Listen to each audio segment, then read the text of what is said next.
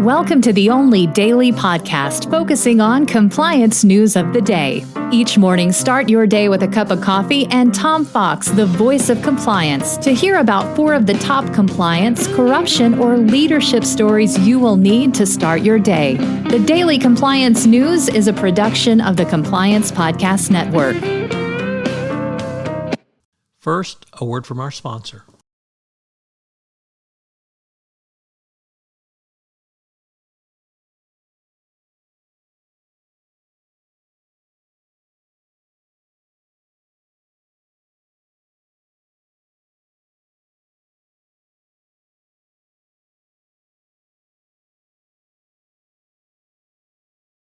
The Daily Compliance News for March 27, 2022, the Digital Markets Edition.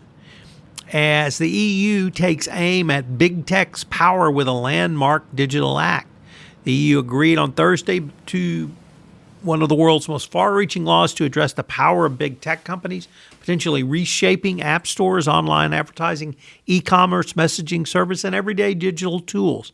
The law, called the Digital Markets Act, is the most sweeping piece of digital policy put into place by the EU since it's toughened rules to protect people's online data. The legislation is aimed at stopping large tech platforms from using their interlocking services and considerable resources to box users in. So once again, Europe leads the charge on data privacy. Next up, from MLex, the Serious Fraud Office took another blow when the UK London Appeals Court overturned a bribery conviction for an executive who worked for SMB Offshore. The Paul Bond, a former sales manager for SMB, was convicted. Now it's been thrown out.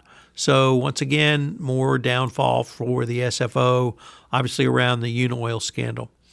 Next up, from the Wall Street Journal, the ex-Manhattan prosecutor who resigned said, resigned from the Manhattan DA's office, Norman Pomerantz, said that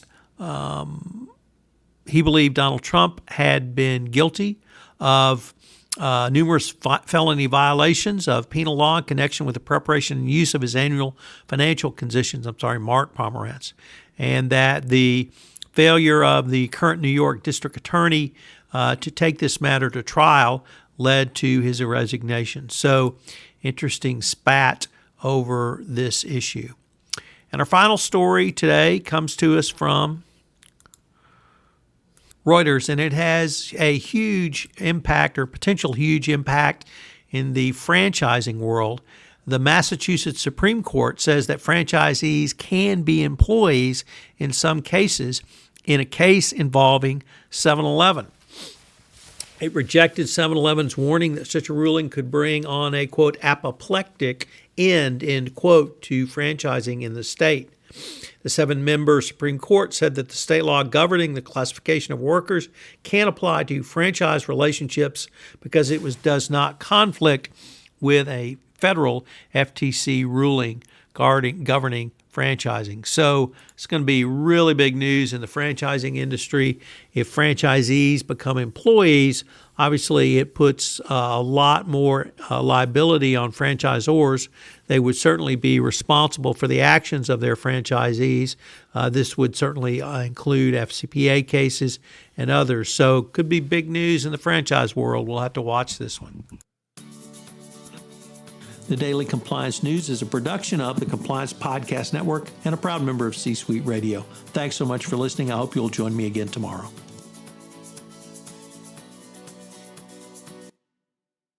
This podcast is a part of the C-Suite Radio Network. For more top business podcasts, visit c-suiteradio.com.